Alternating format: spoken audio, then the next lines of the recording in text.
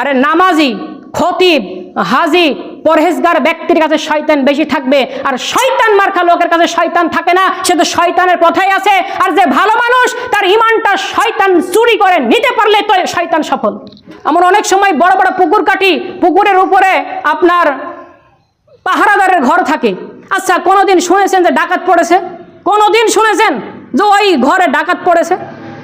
ডাকাত জানে যে ওই ঘরে হারিকেল থাকবে, মোমবাতি থাকবে। ডাকাত যাবে ব্যাংকে কোটি কোটি টাকা চুরি করার জন্য। তো শয়তান সবার কাছে যায় না, শয়তান যায় ইমানদারের কাছে ইমান নামক জিনিসটা চুরি করার জন্য।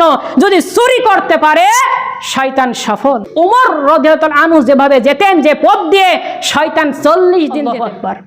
এমন ইমান, শয়তান 40 দিন যেতেন না।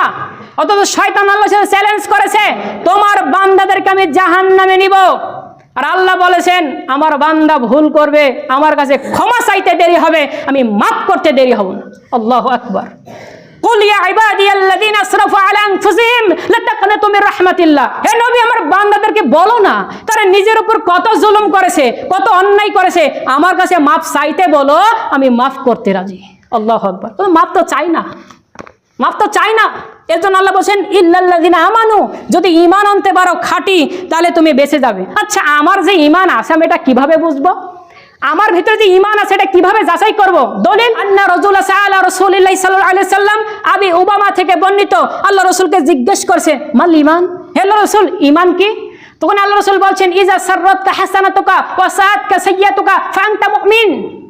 আল্লাহ রাসূল বলছেন যে তোমাকে যদি ভালো কাজ আনন্দ দেয় আর মন্দ কাজ দেখে যদি কষ্ট পাও, তাহলে তুমি মুমিন। ভালো কাজকে আমাকে আনন্দিত দেয় না ভালো কাজে বাধা প্রদান করি? ভালো কাজকে আমাকে আনন্দ দেয়। পৃথিবীর যত ভালো কাজ আছে একটা মুমিন যদি দেখে তার আনন্দ পাবে। আর নোংরা নোংরা সিনেমা, ফাসাদ, মন্দ কাজ দেখলে, গান বাজনা শুনলে, বিড়ি সিগারেট জর্দা কেউ খেলে, তার ভিতরে খালি আগুন জ্বলবে। তার স্ত্রী বেপরদায় গেলে ভিতরে খালি আগুন জ্বলবে, ও মুমিন। অথচ আমি বিড়ি খাই, সমস্যা নেই, বা আনন্দই পাই। আমি জর্দা খাই, আনন্দই পাই। আমি সুদ খাই, আনন্দই লাগে। আমি টিভি দেখি, আনন্দই লাগে। আমার স্ত্রী বেপরদায়, আমার মেয়ে বেপরদায়, কোনো সমস্যা নেই, যেভাবে ইচ্ছা ঘুরুক। তাহলে আমি মুনাফিক। ইজা সাররাতকা হাসানাতুকা ওয়া সাআতকা সাইয়্যাতুকা। মুমিন তো তারাই, ভালো কাজ ভালো লাগবে আর মন্দ কাজ খারাপ লাগবে। কথা কি খারাপ লাগছে? দলিল দিয়ে কথা বলছি। আপনার বিরুদ্ধে যেতে পারে ভাই, আমি আপনার বন্ধু, শত্রু না। আপনি আমার দিনই ভাই, আপনাকে আমি বাঁচাতে এসেছি। আপনিও জান্নাতে থাকবেন, আমিও থাকবো। কেন আপনি জাহান্নামে যাবেন? এটা দাওয়াতের কাজ।